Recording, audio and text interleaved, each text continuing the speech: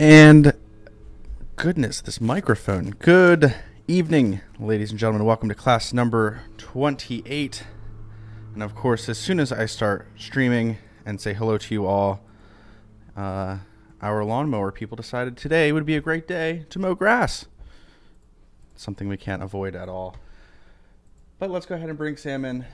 How you doing, boss? I am rocking and rolling on this second to the last Tuesday of the semester. It's been a long ride, my friend. And I am here with the good doctor of dialogue, Lori Lynn. Hello. Say hi to the team. And so I've got an announcement that I want to make, if I could. First off, we put more Block 6 groups up today, including a bunch for tomorrow. So if you need Block 6, jump in and get those taken care of.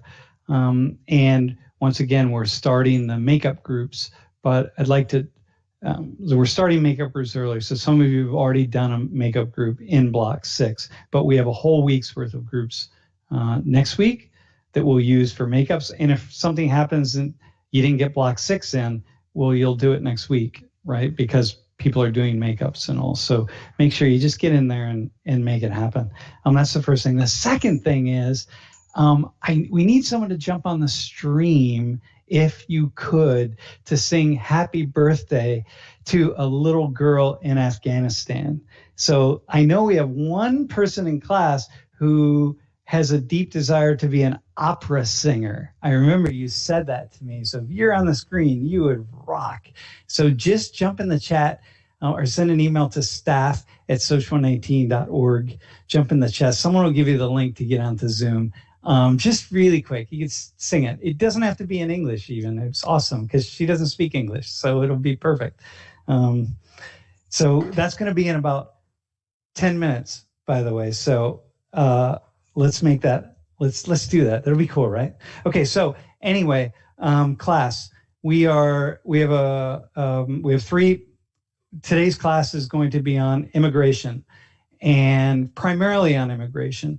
And on Thursday's class, Thursday's going to be today is really special because we have a couple special guests. And Thursday, we have a really special guest from Northern Ireland. We're going to talk about violence and conflict with regard to all of the things that we see around us and regard to the Social 19 class.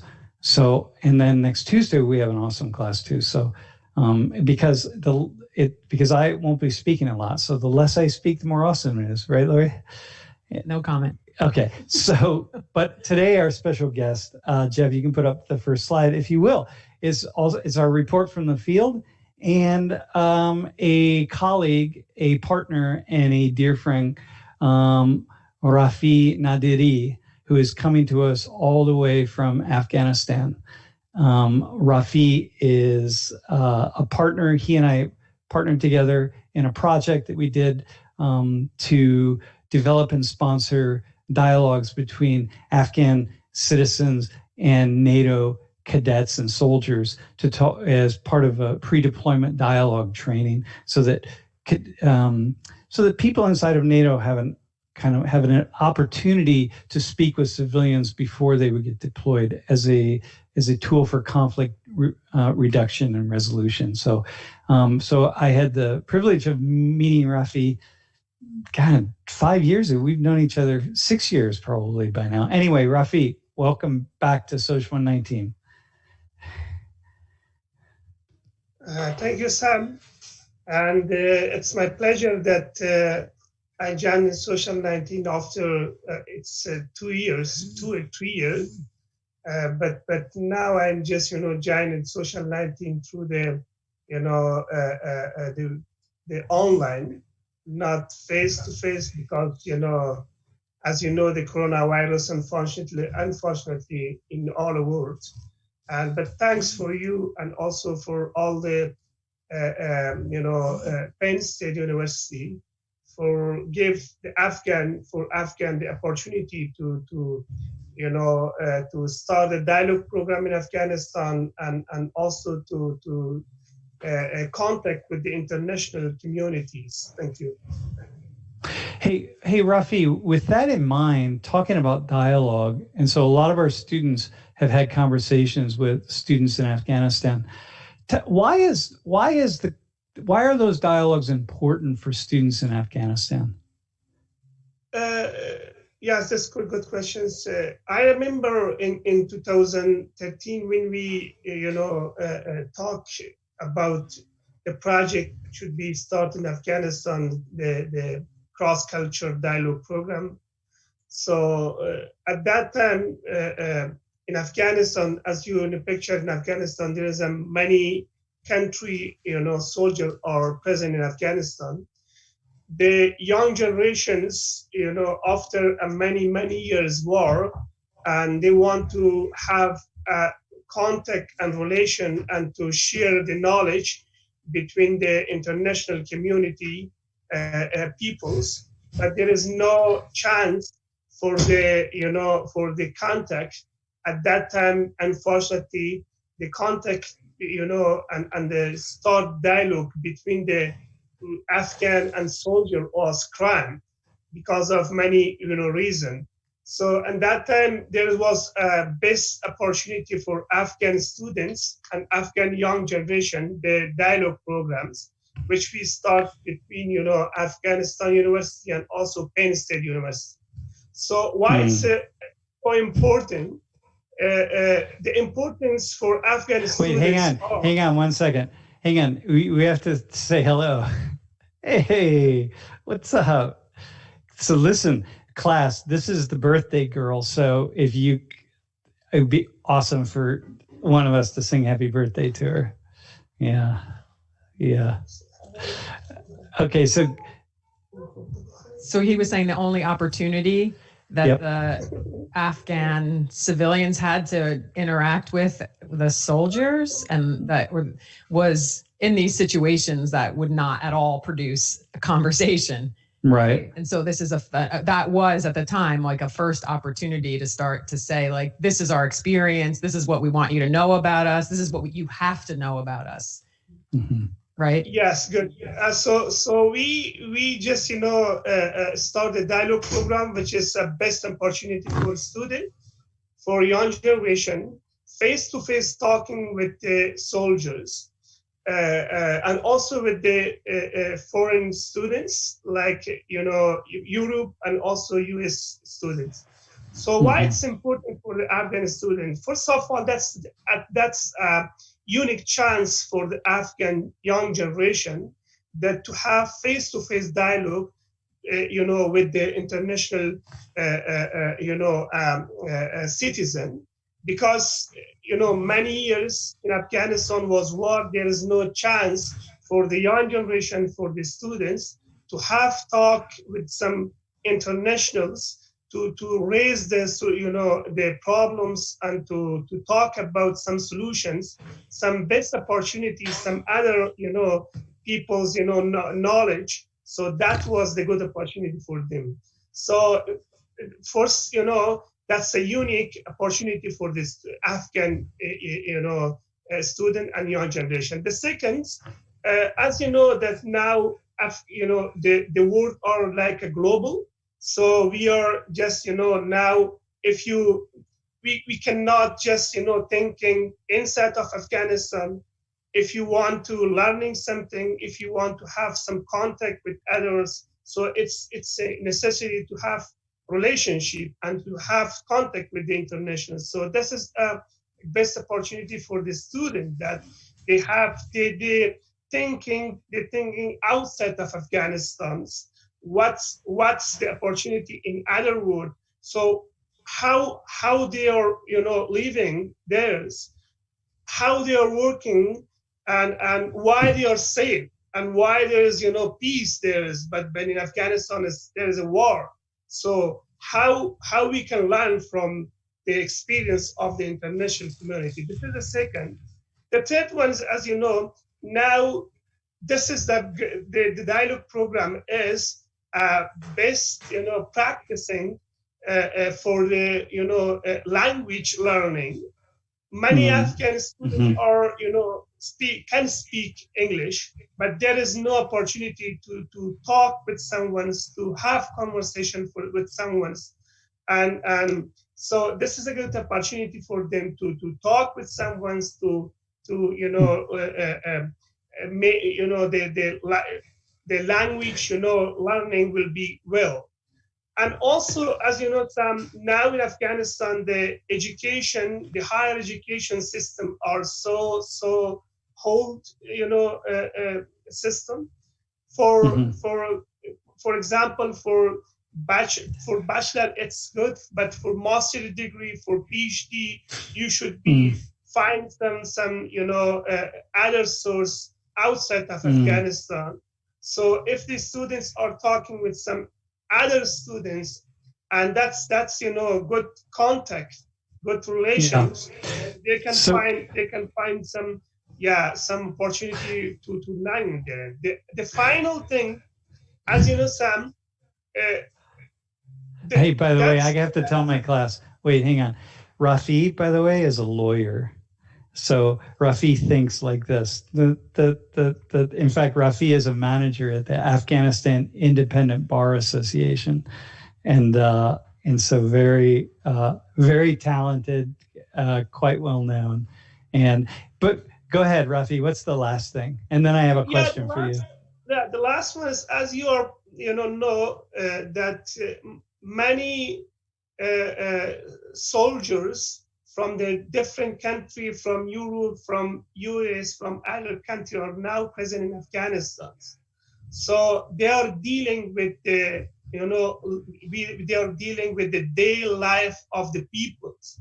So that's necessary to those people should be know about the custom, about the culture, and they should respect, and we should be respect the culture and the custom of the international community. So the dialogue, bring two nations together, and also from each other custom and culture. Maybe at the time I will be sometime in Europe, maybe in the US. What's those life look like, and what's the culture of the US, and what's the culture of Afghanistan? So for that reason, that's a unique opportunity for the Afghan citizen, especially for the Afghan young generation. And I think what I would say, Rafi, is it's really clear that it's also a unique opportunity for students at our end, because how many people in the United States, whether they're American citizens or here as visiting students, can say that they actually had a conversation with students in Afghanistan? Not very many. And so even though we've been in a war in Afghanistan for almost 2 decades, and in fact, a lot of the students in our class have only known war. They grew up knowing that their country was at war. Then how, by the way, the lawnmower is now, hey, Jeff, the lawnmower is now outside of my window. So, but so many of our students, they grew up knowing that their country was at war, and we're still at war. We still have troops in Afghanistan. So, hey, so I want to just have a quick conversation, Rafi, and then we'll let you go. Hey, did we get anybody who's willing to sing happy birthday? Because, come on, man. That's a question for Can you Darnisha. go to the next? All right, Darnisha, we got to get somebody. Hey, can you go to the next slide, Jeff? So, Rafi, I know there's something going on. If you just quickly tell us this story. So there are a lot of people in Afghanistan who have gone to other countries to work, and then they send remittances back, or they send money back to Afghanistan. And so I have this slide here of people, Afghans, who have returned from working in Iran. And there's a photo that will pop up on the screen with a number of $550 million and $550 billion, pardon me. That's how much money people send home. People who are working outside of their own country, that's how much money they send back to their home country all around the world. And this becomes a really important source of foreign aid, because most of these workers are leaving poorer countries and going to other countries to work, and then sending what is essentially aid money back home. So lots of Afghans citizens have gone to many places, but one place is Iran. And so, can you say why you're telling? What do you think is important for Social 19 students to know about? Well, so here's the deal, right? So Social 19, here's the thing. When you think about immigration and migration, a lot of immigration and migration happens because people are choosing to go somewhere else, and because they just want to some of you might choose to go work in another country, maybe Singapore or France or who knows, right? But a lot of times people are migrating because they're trying to survive. So many people are coming to the United States or leaving Afghanistan to go somewhere else, let's say in Iran, because they're trying to survive. Like, they don't have money to put food on the table. And so when we think about immigration, and this sets us up for the next conversation we're going to have today in class. When you think about migration and people going elsewhere to work, it's really important to think about all the places and all the ways in which people are forced into a decision that they would not ordinarily make. So, Rafi, how many people are coming back from Iran these days? Yes, unfortunately, the 2-3 decades of war in Afghanistan, the result was many things. The one things are, the immigrations. So Afghanistan, people of Afghanistan, many of them are immigrants in Europe, in other countries, and also majority are in Pakistan and Iran, because this is a close country and neighbor country. It's easy to enter there. So in Iran and in Pakistan, we have two kind of, immigrant people there. The one kind of people are, they're, leaving there because of security in Afghanistan, because they're safe. So they are living there. They just, working and living there with the families. But the another, kind of the people, which is the majority people, the high number of the people are workers, as you mentioned. About in Iran, about 2 million people are immigrant Afghanis, and from this total people, this total numbers, about 70 and 75% of this population are worker. So when I'm talking about the workers mean that they are just daily working, as you mentioned. They save all money and wire for the family in Afghanistan, in village, in district, in that somewhere. This kind of people, we have two kind of two group of peoples. One, they have the ID card, which is they have legally to working, and they receive some money and they wire. But the another thing is, which is many people are illegally. So they are working with some people there's like secret. They are working. They receive a small amount of money from the hard work. So they wire this money for the family. So even though they barely make anything, they make more money than they could make in Afghanistan, but they still barely make any, and they send it back, right? And so now what's happening is, because of COVID-19, because of the virus, and the virus is so extensive in Iran, all of these Afghan workers are being forced out of Iran and back into their home country. It just is happening. It's actually happening all over the world, that workers are being forced to go back home. But in the case of Afghanistan, this is really tragic because of the nature of the poverty, right?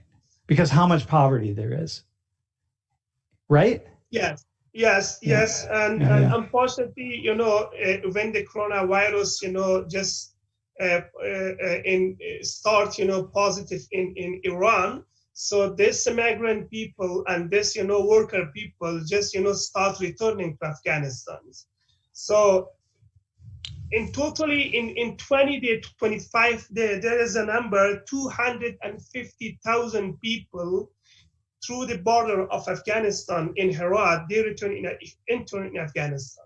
250,000 people. In like 3 weeks. Yeah. daily, it's, about 50,000, 20,000, 25,000 daily. Whoa. So that photo, Jeff, if you could put that photo back up that was up there. This is just one example of all of the people coming back. And then Rafi, so Jeff's going to put that photo back up, but then go to the next photo, which is about where it's a photo of the Afghan government handing out aid, because people are coming back with nothing, and they're hungry and they're tired and they're struggling. They're barely hanging on. And then they're coming back to a society to a really poor country with not many opportunities. So we just see the ways in which this virus is disrupting life. It's so many different levels for so many different people. That's the one point, Sam. Another point, unfortunately, they bring the virus inside Afghanistan. So they are the first, sick people. They bring virus first in Herat provinces. Then the virus will separate it now in 32 provinces of Afghanistan. 32 provinces, which is we have 34 provinces, just 2 provinces were left. We have in 32 provinces of Afghanistan this virus positive, and now everything is down, and all provinces are in quarantine. So that's now a big issue in Afghanistan. So Jeff, go to the next slide. Also, it shows that's a street in Rafi's city, which is Herat, and it just shows an empty street. I mean, it's what we're seeing everywhere. And so you are inside your house, so people are not supposed to leave their homes, but you have to work every morning because of your job, right? Yes. Yeah. Yes, I'm just, Sam, I'm working because, as the coronavirus, because of the coronavirus, many countries are, the president of many countries, release their prisoners. In Afghanistan also, there is a presidential decree. According to this decree, many peoples from the prison should be released. So we are working on that, decree. So since 10 days, we released from Herat, prisons about 3,000 people. So the progress of releasing still, we are working to empty the prison because of the coronavirus. Wow, it's so amazing how this thing has disrupted life. It's so many places. Everywhere I turn, I see something. Okay, Rafi, thanks for joining the class. Thanks for talking. Can you just get call Yasmin back really fast? I want to. Hey, Darnisha, did we get anybody? We're working on getting someone onto the stream right now. Oh, really? Oh, awesome, man. This is great. Yeah, beautiful. Yeah. So now you need like a commercial break. Yeah. Anyway, hey, okay, listen, hang on. We have a special treat for you in a second, right? Oh, here we go. Hey. Okay. Anushka. This is so all right. good. This is awesome. Anushka, where are you, by the way? Anusha. Beautiful. I'm in Southern California. Now you need like a Southern California. Yeah, that's so cool. Okay, Yasmin. So Anusha has a gift for you. Right? Where's? Okay, Anusha, you can go anytime. What was your name? Yasmin. Yasmin. Happy birthday, Yasmin. It's my dad's birthday today too. Oh, awesome. Yeah. I can sing the English version. So, happy birthday to you. Happy birthday to you. Happy birthday, dear Yasmin. Happy birthday to you.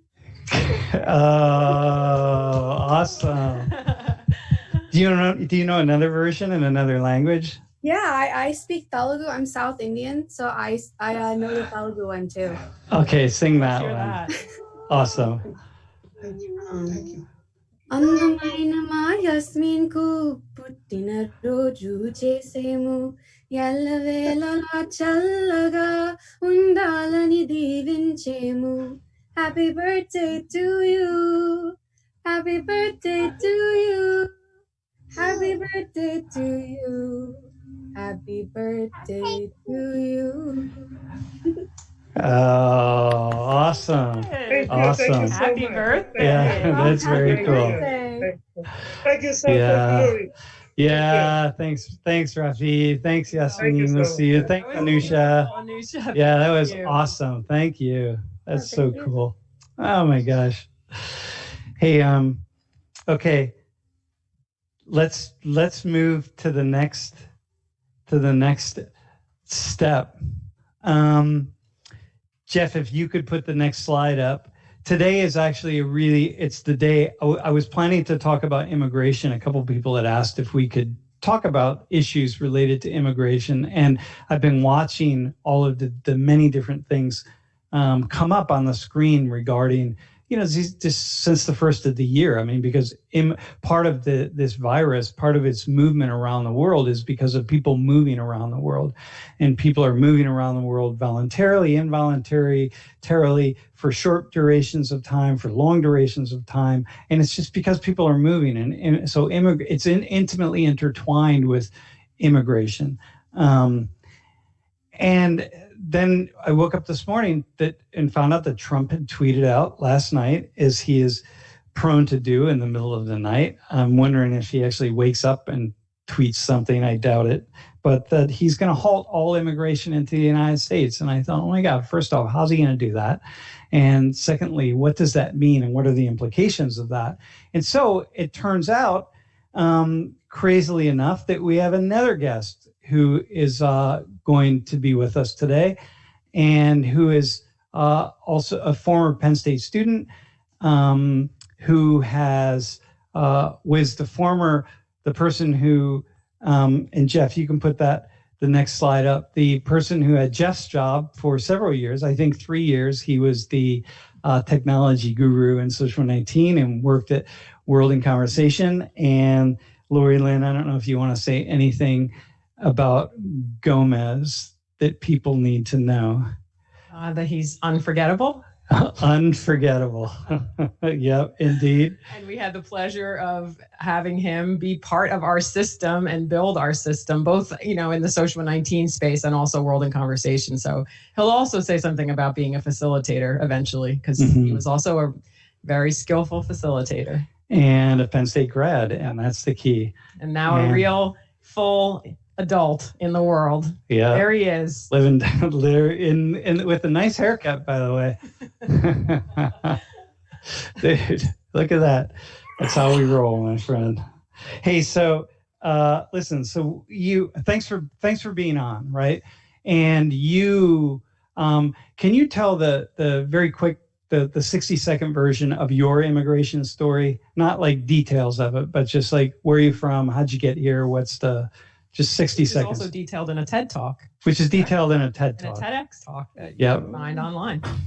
Yeah, thanks for the plug there, Lori. First of all, thank you guys for having me. The quick 60-second rundown. I am one of those people that was brought to this country at the age of 5, 6, right around there. So I didn't really have much of a say when it came to coming as an immigrant to the U.S. and came here as an undocumented immigrant. And, that's outlined in the TED Talk there, but fortunate enough to now be in a place where not only am I somebody who's documented here, but, thankfully went to Penn State, met you guys, and just here for the ride to share whatever questions I can answer for you guys. So one of the things that, because of your history and because you live in an area with many immigrants, particularly from Mexico, And given your family and the occupations of your family and so many things, you really have a lot of experience related to immigration.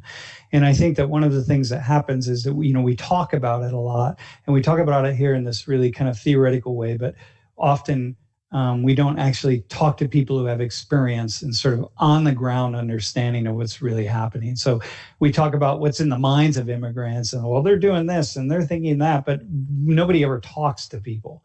And so I thought it would be really nice if we have a conversation. And by the way, anybody who wants to jump onto the screen at some point to ask Eric a question or ask us a question, please do before the end of class, because he's going to be on the screen the rest of the class. So also just to say, like, we know that you have access to a voice, to a community that often doesn't have a voice. We also know you're not a representative. So as we speak, we're not asking you to tell us what everyone thinks, but you are a cultural translator, right? Not just because you speak multiple languages, but because you live between cultures in many ways. So just trying to have you help us to see some things without thinking that you're speaking for everybody. Yeah, no, absolutely. And, thank you for mentioning that. I think that I do want to make it very clear. I am not a representation of every single immigrant to this country, and specifically not a representation of every single Mexican immigrant to this country. But because of my background and how I got to this country in the first place, it's an issue that I'm very much connected to for a lot of personal reasons. But I also think it's very important to not forget how I got here and how I got to where I'm at today, and give those people a voice whenever possible, because I know what it's like to be on that side of the end of things, right? Where you're here as an immigrant, undocumented, and you know that you do not have a voice with anything really. And that's, really what drives me to continue to stay in touch with my community. Aside from living in it still, it's just something that, drives my passion. Mm-hmm. So let me start out with a couple things, and then I want to frame a few things just so people kind of get a sense of where we're coming from.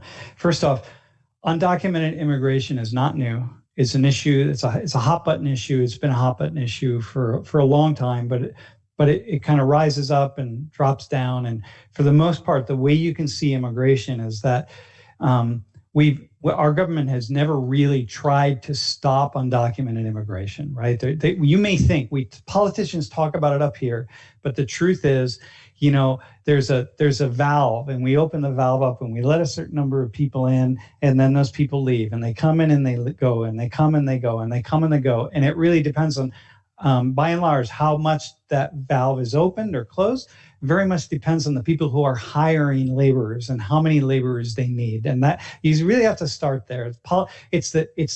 Look, this is a nation of capitalism and business, and capitalism, business, and the need for labor is what really is driving policy decisions at multiple levels. It is not the shrill voices of some op-ed columnist somewhere, right? So that's the reason I want to start there, and I want to say this other thing, Eric. The thing that Jeff, if you can I just say really quickly, yep. Because so what you're saying is that there's a false conversation on some level between compassion for human rights on one side and security on the other side. In economics, right, go ahead. When actually you're saying business decisions are actually much more fundamental to why the valve is open or closed, not whether we're compassionate or whether we're safe. Yep.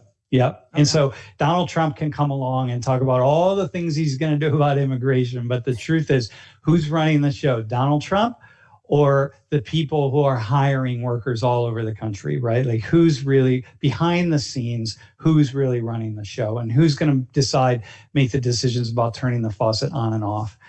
Somebody sitting in a office in Washington, or someone who's really on the ground. So it's not one or the other, but you're saying we don't talk about we don't talk about, like I can talk about all sorts of things, but meanwhile you can't see my hand, but over here I'm doing something with my hand, even though I'm talking to you, and the thing I'm doing with my hand is maybe the opposite of what it is that I say that I'm doing. And so, and what's also really important to say is,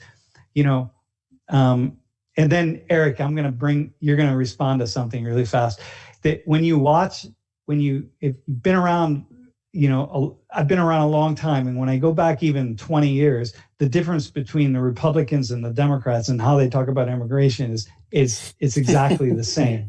There's this awesome, it's exactly the same. I mean, talk about compassionate. The Republicans were even more compassionate.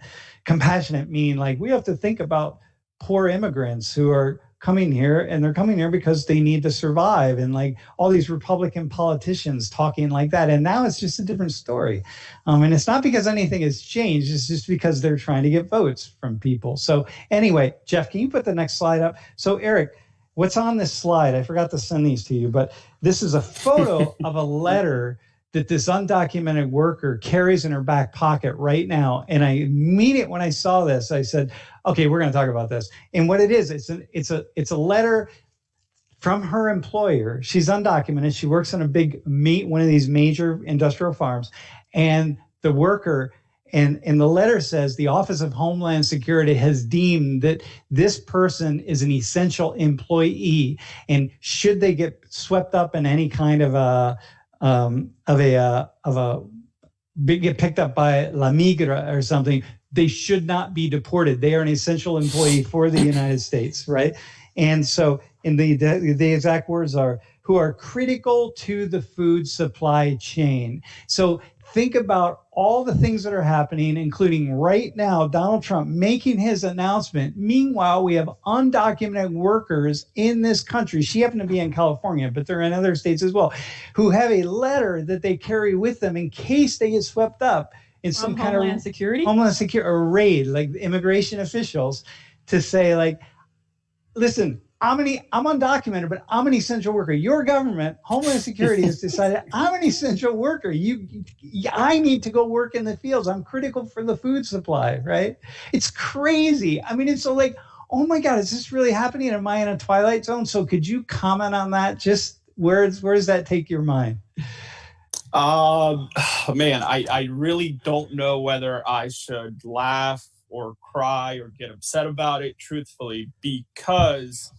Wait, tell us all those pieces, actually.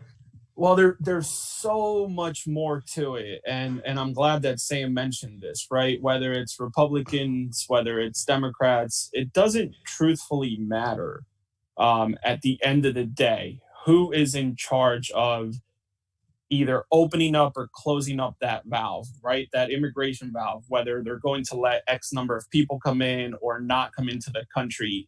The main driver has always been the economic factor to it, and having workers that are going to go and still work for, more often than not, minimum wage, right? If even. So wait, so when you say, I don't know whether to cry or laugh, what's the tears? What would that part be? So that comes from a place of growing up and spending 7 or so years as somebody who is undocumented in this country, as somebody who would go to school knowing that one of my parents was going to work as an undocumented individual.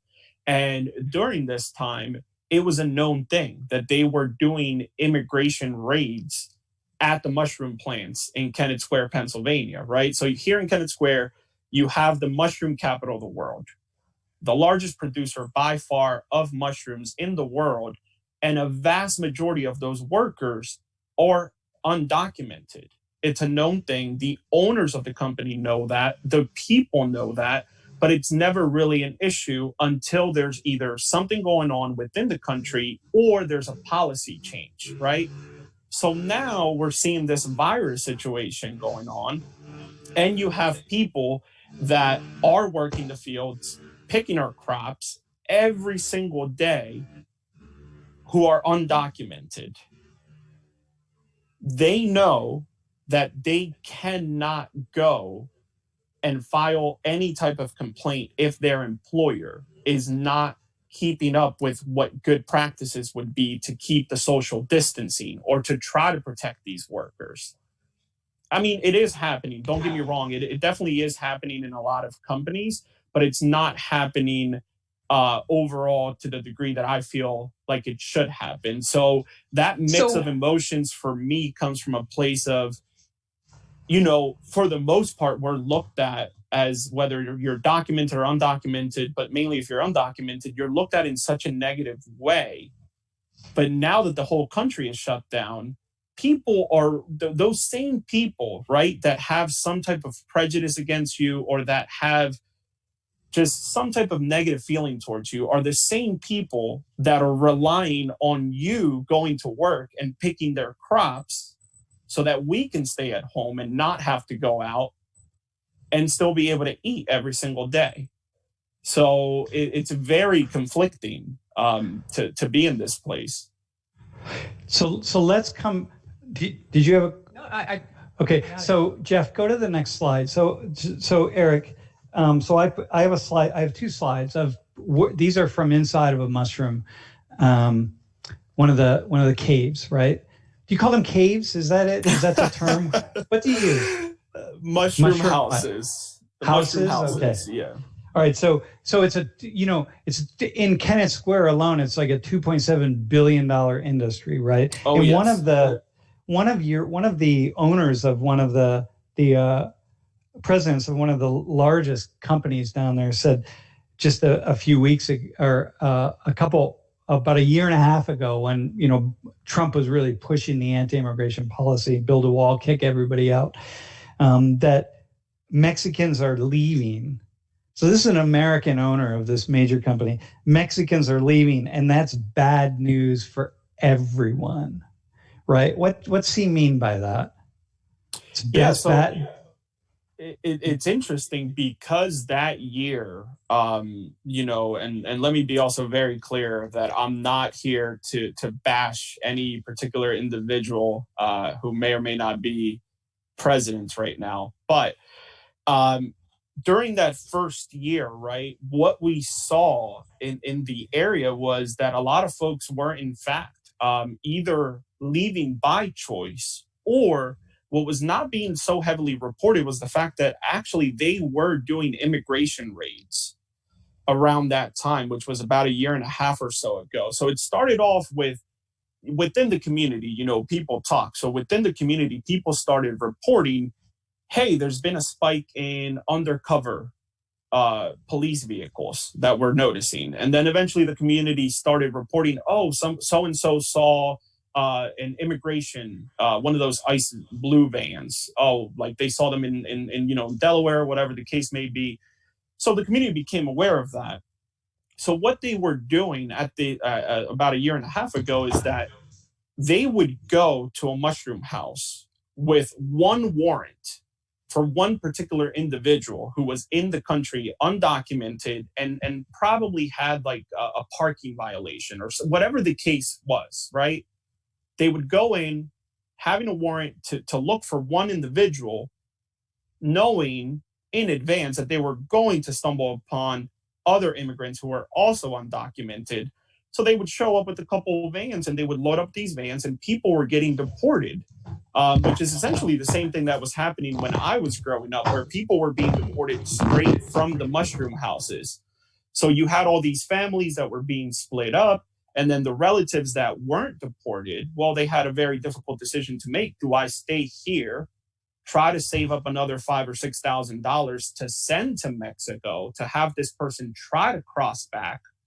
Or do I just get rid of everything, whatever little belongings I have, just sell everything and go and join, my wife or my husband who just got deported with our child in Mexico? So a lot of people actually started leaving because of these crackdowns and because, families were being split up. Okay, so the workers. Okay, so is there some kind of a Mexican mafia there? So the owners are saying this is really bad. It's bad economically because now we don't have workers. Is there some kind of a Mexican mafia that people with U.S. citizenship can't get jobs there? what's going on? Because why aren't Americans? Yeah, why aren't Americans? Yeah, why aren't they working there? Like, why are we relying on undocumented Mexicans to take the jobs? Like, this is what it is. Like, so Right. Donald Trump says you're taking. He said this morning you're taking jobs from Americans, and right now we can't have this with the coronavirus, right? We've lost a lot of jobs, so we got to get rid of you, and we got to put our people in there. So, is there a Mexican mafia that allow Americans to take the job?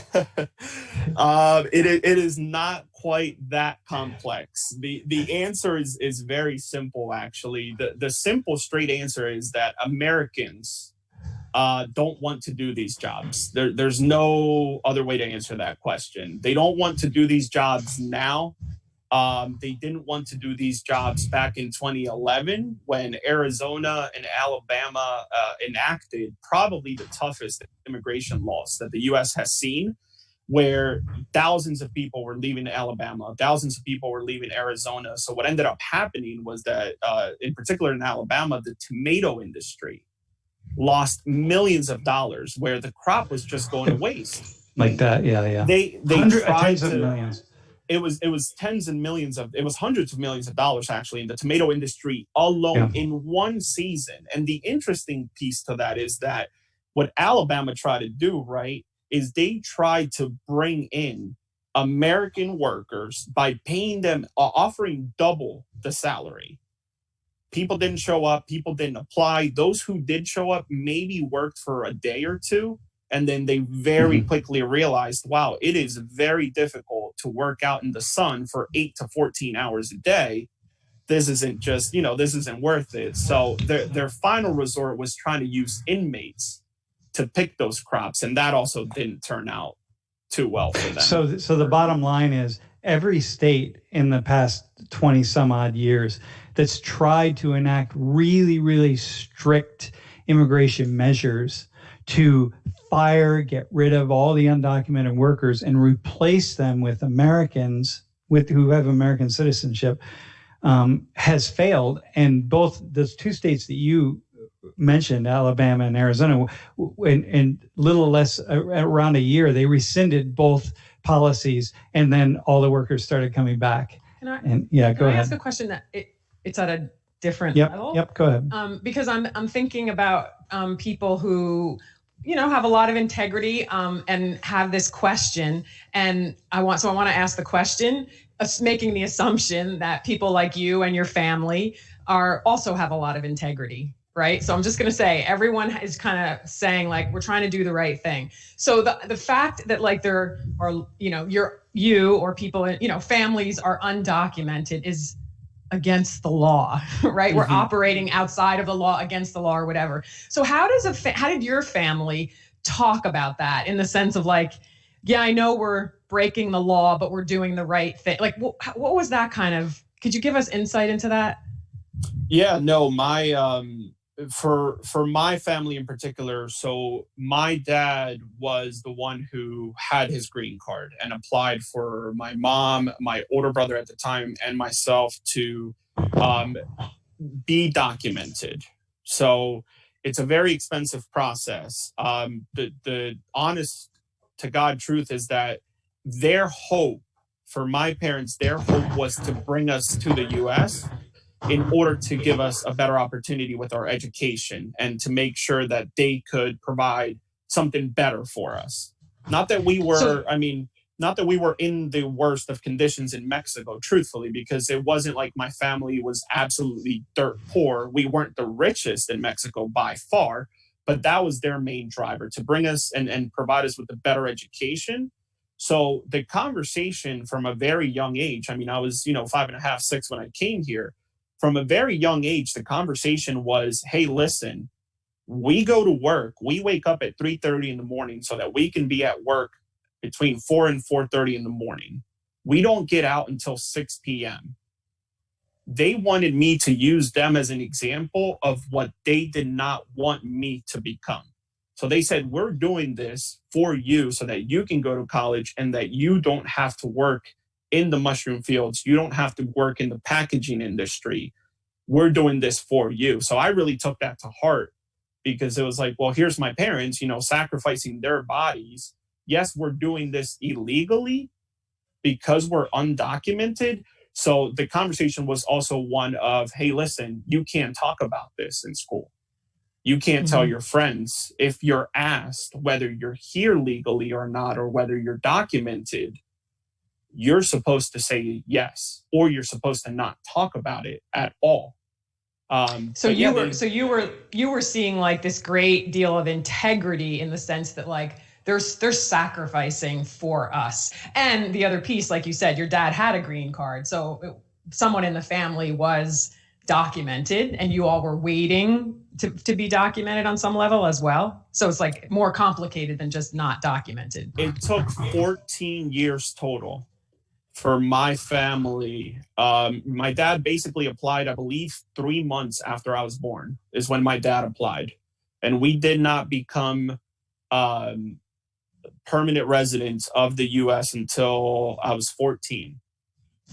That's how long the process took. It was 14 years. And I mean, you're talking about thousands and thousands and thousands of dollars that, there's no opportunity for somebody who's in that situation, like my parents, for example. There's no opportunity for them to really save money because they're coming to this country, right? My parents both have a second grade education.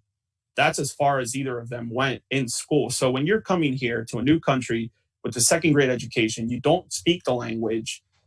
People a lot of times bring up the point where, well, why don't all these immigrants assimilate? Why don't they learn the language? It's you can imagine whether you know somebody who's an immigrant or not. But I think that, everybody can imagine that it's very difficult to pick up a new language when you're working 3:30 in the morning to 6 p.m., 6 or 7 days a week. You're not going to be taking English classes after all that. So Jeff, if you put up the next slide also from the mushroom, one of the mushroom houses, and you just see the work, man, the work, and I think that, Eric, the one thing that people just don't understand, they don't get the labor shortage issue and the unwillingness to do that work. So yes, I'm glad that you're going there, because the last class, Eric, we talked about we were talking about race and inequality and all of that. And we talked about, I remember saying almost 20 million just white people in poverty, right? Yep. That's not all the other groups in poverty. Yep. So where are they working if we have such a labor shortage? I know that people like myself would be asking that question. Dude, like, what do you, I don't know. I know. This is the crazy thing, right? Yeah. You talk to these owners, and the owners aren't just doing, look, first off, the minimum wage for agricultural work is higher than the minimum wage. So like in Pennsylvania, by the way, it's $13.15 an hour. And so you still can't get people at that wage. And like, I know I first started studying undocumented immigration when I started my master's program. So I think I was 23, and I spent a couple of years. I thought I was going to spend my entire academic career on this issue, right? But then I moved in a different direction. But that was the one thing even at that time, I was blown away by this question of employers, because I studied employers, I talked to employers, not being able to find Americans who are documented, who really are willing to do this back-breaking, grueling work. And the most recent example you gave of Alabama and Arizona is when it really came to the fore again, that they brought all these people in. There was a great study on this. One day they tracked all of these people that they brought in to replace they were mostly Central Americans on this particular farm. And then they tracked them. What happened is exactly what you said. Listen, students on the stream, I'm not making this up, right? Like I really am not, because it's almost too depressing and amusing at the same time. But they tracked them and watched how long they lasted. They started dropping off within an hour. Within an hour, They gave them a bus ride. They picked them up. Central American No, they left. So they because replaced them they with left, okay. Americans, right? They bussed them out to the fields. And within an hour, the first people started leaving. Like, I'm done with this. And then the next and there was there were, I think, as I recall, there were about 50 workers. And at the end of the first week, there was one person left. And that guy stayed on. And then eventually they brought all of the undocumented peoples back. And then and then he stayed on working and so on. So you just like. But how? Okay, all right. So here I can. So wait, how is anyone who isn't even thinking about this and also is working hard and raising a family and doesn't have time to study immigration and meet people and all of that? How's anybody supposed to believe, right, that we have tens of millions of poor people all over the country and we all see them and that we can't get people to fill those jobs? How are we supposed to believe that? Can someone like a sociologist tell us? Yeah, well, one way is, first off, understand not all undocumented workers are working in the ag sector. So it's about 2 million people are working in the ag sector. And by the way, can I say this? I'm gonna show this on a slide, but about 2 million people on the ag sector, and about between 50 and 75% of them are undocumented, which is between 1 million and 1.5 million are undocumented. Okay. And so, here, go to the next slide. Eric, go to this next slide. And understand that in California, just recently in California, 50%, 55% of all of the agricultural businesses, the owners and farm owners and so on, report labor shortages. And for those who rely on contract labor, like temporary labor, 70% are reporting labor shortages. They don't have enough workers because Trump has closed off the valve. So they're working behind the scenes to get us to open the valve up, which we do, by the way. I also want to say that. So even though you may think it's not happening, that down on the border, certain numbers of people are being let in. It's just always is going to happen, right? So anyway, look at that photo. Look at that photo right there. Look at these are workers. So those of you whose, if your friends, your family members, who knows, who have lost your jobs, right? First off, are you going to go take these jobs? And even if the farm was near you, would you go do that work? Well, this is actually 12, 14 hours a day. And just to add to that, with what Lori was saying. Before you add to it, Eric, just to say, like, I actually don't want to just say that as a rhetorical question because of where of the world we're in right now. Like, is that what people are going to have to do? I mean, I don't know. Yeah, they might have to do it. What you have to say, Eric. But like, what point do people then, whoever they are, say, no, now I do have to do this? I will go work in the fields. Right. So as a result of what happened in Alabama and Arizona, right, in 2011, there's a group, the United Farm Workers of America. So they actually work primarily with the Hispanic community and those Hispanic farmers or the workers that are coming to this country specifically to work in that industry. Ever since 2011 to now, they have not stopped. On their website, you can go and apply for a job, and you, as a documented legal American, anybody who's out there who's an American, you can simply by filling out your name, your email address, and your phone number, they will contact you and you can take a job away from an immigrant. So that hasn't stopped. And guess what? Interesting. The applications have not spiked for them, even with everything happening right now. They haven't seen a spike in applicants. And they also, same thing like that study that Sam was referencing, they had in 2011, they had a decent amount of applicants who applied. But then when it came time to it and they showed up to the field, they were all gone in a day or two. But that hasn't stopped for them. They've been working very hard they haven't stopped. But on their website, you can go and that's how it's advertised. You can steal one of those jobs back. That was quote unquote stolen. That's fascinating, actually. Well, I've done farm labor, by the way, because my sister had a farm down in Kentucky, and one summer they were growing tobacco, and I spent a month working in the tobacco field, and I would never, ever, I wouldn't do that. I mean, You didn't aspire to that as a no, dude, that was the most backbreaking, amazingly difficult work, right? and you were a young. And I was teenager. I was 14 years old.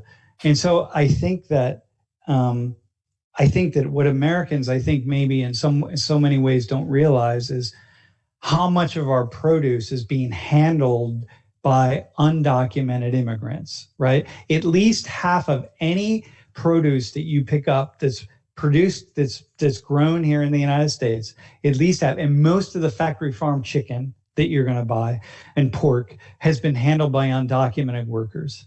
And so it's like, wow, here are these people that have a hand, literally a hand in everything we're eating. So then this makes me wonder about like what, because I know, I mean, I'm sure some of the back channel conversation about this class is like a liberal conservative kind of conversation, right? Yeah. And so I'm invoking that. And so then what would make people who liberal or democratic, why would they make this conversation about compassion and not about business? It's about capitalism. Well, like, right? I'm confused by that. Well, so I don't know why, because certainly there's no question that you could raise the wages of farm workers high enough that all those people that we talked about, like who won't take the jobs, eventually would take the jobs. So if you raise the wages to $25 an hour, $30 an hour, eventually people are going to take the jobs. But then you got a question. It's like, okay, there's the price of your produce changes radically. How even at $30 an hour, man, I go back, Jeff, if you can go back to maybe not the slide of the people, maybe, yeah, the people in the field where there are multiple field people, and then maybe the next slide or the next two slides. Are you going to do that for 12 hours a day? Like day after day, after day, after day, even for $30 an hour? But can I just say something though, that asking that question, and Eric, you can weigh in on this, but asking that question this is how I'm hearing it for the first time, right? Asking that question is actually putting the conversation in the hands of people, the workers, right? Who don't, if we were just honest if we were honest about business at the level of our leadership, if our leadership was talking to us about this as a business decision, we would be having a different conversation. Exactly. So we wouldn't be asking people like, are you willing to take that job? We would just be making a business decision, and we wouldn't be having this like pitting people against other people. Dude, that's brilliant. I mean, so that's why I'm like, why aren't we just looking up and saying, why aren't you being honest about this being a business decision? Because it's a voting decision, and all they care about is just getting votes. But we would be able to still vote. Go ahead. Right. Eric. So the conversation, because I feel like no matter what side of the issue you stand or lean towards, right? I feel like with this conversation, for a majority of the topics that you can talk about and the majority of the opinions that you can put out there, they end up coming off as dividing when they really shouldn't be that way, right? We should be looking at the facts. I'm very hopeful for how things are going to change moving forward, because one thing that's happening is that there's a lot of us, and I'll include myself in there, and there's a lot of us that are becoming second and third generation Americans, right? Where we do have a college education, we do have, the ability to speak both Spanish and English. And there's a lot of us, myself included, who are starting to ask the right questions that should have been asked in the first place, but haven't been asked because people haven't felt empowered, right? Whether you're asking a question from the undocumented immigrant worker, right, down in the mushroom farms in Kennett Square, or whether you're asking it from a business perspective, right? There are certain questions that have not been asked. Like what? What are you asking now? One of those questions is, hey, what is the real driver for all these decisions? Does it really matter, right? I always talk about, does it actually really matter that we have, the election with Republicans and Democrats? It doesn't matter what group they belong to, right? Because it does come down to a business decision. And I think that people can only push themselves to a place of compassion when they start to see their wallets being impacted. So it's not here, let me help you question. with that. Interesting. Yeah, I hear that. Let me help you with that, right? So one, we know that the price of goods would go up. So we know that farm undocumented workers are being exploited. So this would be a part of the conversation if we were having the honest conversation. The honest what are the price conversation. of goods right now? Yeah. What are we you going gonna to accept pay? them being? What can you accept? What, the amount of money we're going to have to pay to get Americans to do these jobs is going to make the prices skyrocket, maybe double, right? So you're going to pay double for that green pepper that you buy. How is that worth it to you? And number two, so here's just another issue right now. Jeff, if you can put the next slide up. So I read this. So here's a headline that's really big right now that all over the country, farmers are being forced to destroy their crops. And so here's something to think about, y'all, right? Like, so the food supply, all the food chains, the supply, some of it goes to restaurants and then other venues, and then some of it goes to supermarkets, okay? The ones going to restaurants and other venues, like big convention centers or so on, all that got shut down. And so all the food that's destined for those locations, that all starts to get plowed under because they can't sell it. There's no market for that whatsoever, right? All the food that's destined to go to supermarkets, that's fine. Those supply chains are already in order. You can't take all of this food, the tons, millions of tons of food that's already been laid out. It's been planned out. The trucks are set, the ships, the trucks, the trains, it's all set up to send that to all of these locations, and now that just stops. You don't just change that. These farmers, these farmers are on their phone and they're making phone calls all over the country trying to find a place, someone to buy their 1 million pounds of green beans, right? Their 500,000 pounds of eggplants. They can't get anybody, and so they just plow it under. Okay, so now the American people, there's still 330 million American peoples, and they eat the same amount of food. So they've stopped eating some of that food that they would eat in a given year. They've stopped, and let's say just this month alone, they're not eating it at restaurants, convention centers, works, etc. All that food goes away. Now they're going to get all their food at supermarkets. But what happens is when they're no longer eating there, that means they're buying more in supermarkets. The supermarkets are not going to have enough food, fresh fruits and vegetables, to be able to supply all of the needs because we've now plowed under all this other food, right? At the same time, what our president is saying is, okay, we're going to crack down on all these undocumented workers and we're going to send them all back home. Look, first off, you've plowed under X% of your food capacity, right? You've gotten rid of all the workers who know how to do the work, right? So Sam Richard's prediction is in another month or so, you eat all the fresh fruits and vegetables you want right now, because in another month or so, we're going to start to see some really serious shortages. We're already seeing it. Every time we go into the supermarkets here in State College, there's less fruits and less vegetables. And how crazy it is that farmers are plowing under all of this. But once again, because you can't just change your sales pattern in a matter of weeks. Well, and obviously some of that is because of shutdowns that have nothing to do with immigration. But what? Oh no, exactly. No. But what I know. So, but I just want you to then loop around. But what are you saying actually is connected to immigration, or how we're thinking about it in this COVID-19 era? Well, I think what I'm saying is, so these farms won't. They're not going to survive, and they can't even replant again. All these workers leave.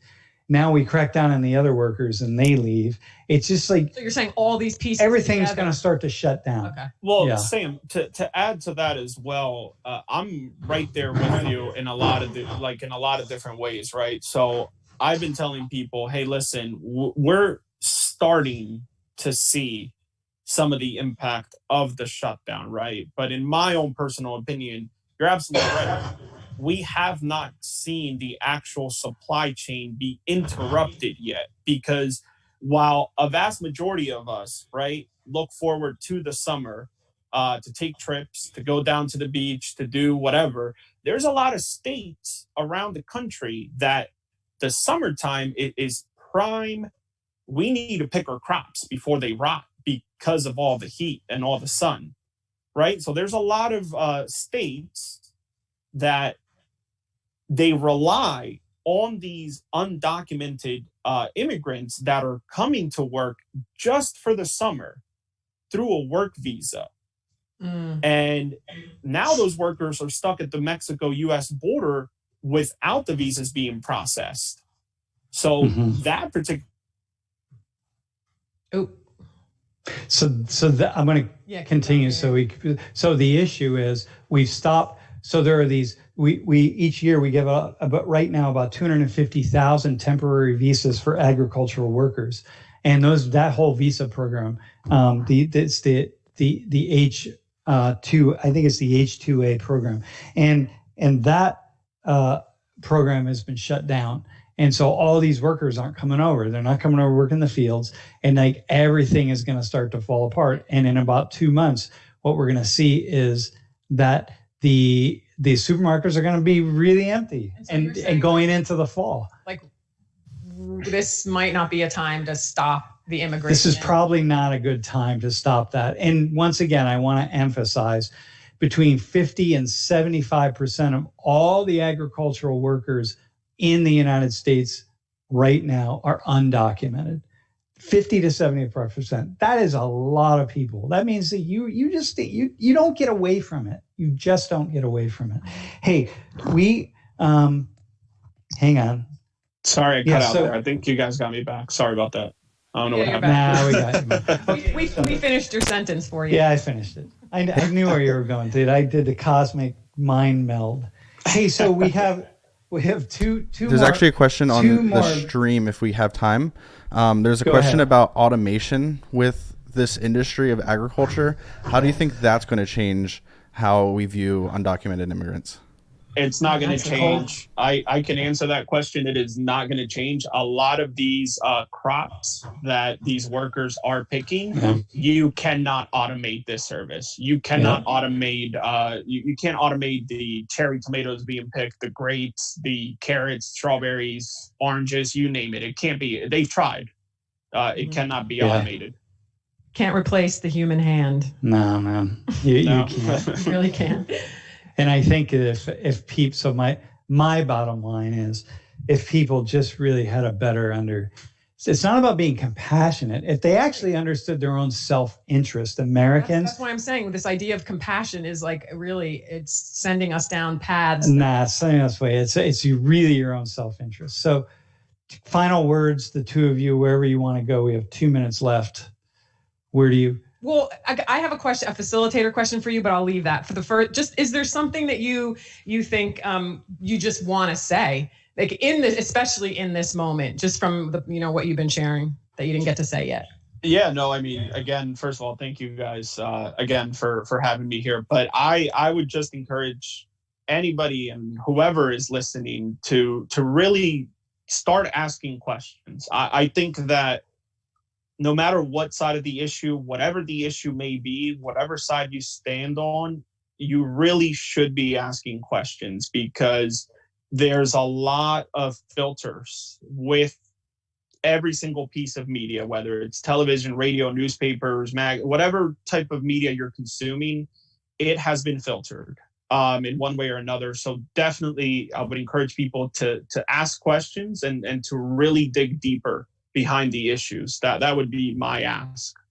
And I would add to what you're saying. And actually, if it's a question you've already heard, then you're not asking a question. Right. You got to ask your own question, just like you're saying. Like, now I've realized the questions that aren't being asked, and now I can ask them. That's actually a question when it's not one that's been given to you by a team. Yeah. Whose interests? Yeah. Whose interests are these? Like, really? So can you? Again, we've been asking folks who've joined us. You got 30 seconds to tell students why they should become a facilitator. Yeah, 30 seconds. Becoming a facilitator was, honest to God, the most life-changing experience for me on many, many different levels. I think the thing that I carry with me to this day is really the importance of listening, truly listening, and just how powerful asking questions can be and really is. Those are my biggest takeaways. I use it, day in, day out with my job. It makes